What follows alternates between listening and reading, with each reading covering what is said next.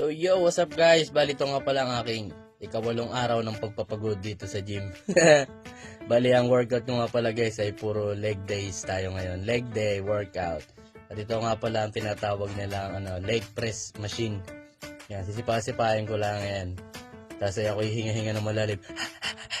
At ako yung nakakakita ng mga stars.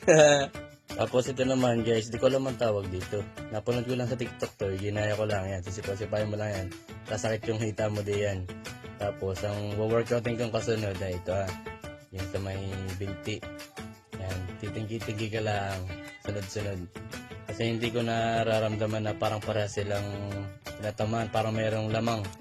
Kaya ang gagawin ko, ako ililipat. Papalitan ko ng isang paa lang ang gagawin ko.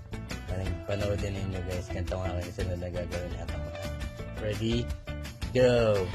Ayan, nagpalit ako ng tagba 20 na dumbbell. Kasi isang paa lang aking gagamitin.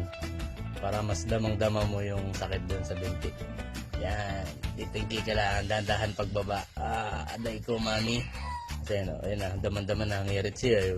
Pila yun. Ito nga palang itsura na yun pag sa likod. Yan, ganyan. Yung parang pupulikatin na yung itsura ng binti mo. Masakit. Tapos pag uwian na, pababa ka pa galing second floor.